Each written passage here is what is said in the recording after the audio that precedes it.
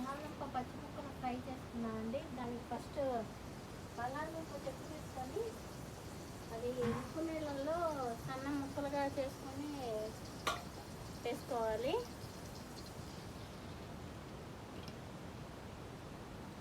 బాండి పెట్టుకొని ఆయిల్ కొంచెం ఎక్కువగా మనం ఫ్రై చేసుకుంటున్నాం కదండి, కొంచెం ఎక్కువ పట్టుద్ది.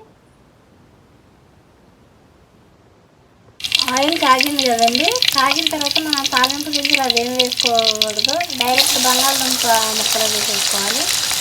మనం డీప్ ఫ్రై ఇలా చేస్తాం కదా, తాలింపు గింజలు వేస్తే అవి మాడిపోతాయి.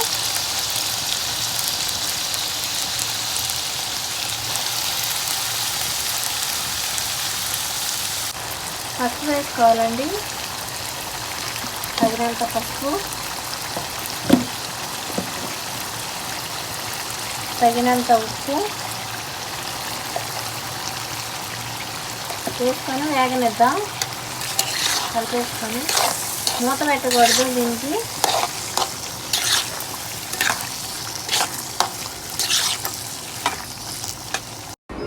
చిన్నుల్లిపాయలు ఇలా దంచి వేసుకోవాలండి,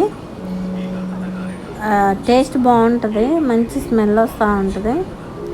అలా దంచేసుకున్న తర్వాత ఒక 5-6 ఈ గర్భాలు దంచేసుకోవాలి. ఇవి సగం వేగినాయి కదా, వేగిన తర్వాత కరివేపాకు చిన్నులపాయ వేసుకోవాలండి. అప్పుడు అవి కూడా వేగుతాయి, మనకి బంగాళదుంప అయ్యేసరికి సూపర్ టేస్టీగా ఉంటుందండి. ఇలా వేగిపోయినాయి కదండి, చిన్నులపాయలు మరీ అంత వేగాల్సిన అవసరం లేదు.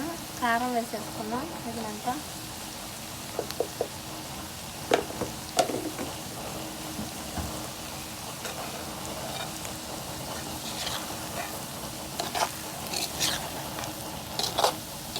కలుపుకొని ఒక 5 మినిట్స్ ఉంచుకొని స్టవ్ ఆఫ్ చేసుకుంటున్నానండి. ఒక 5 మినిట్స్ ఉంచుకున్నాం.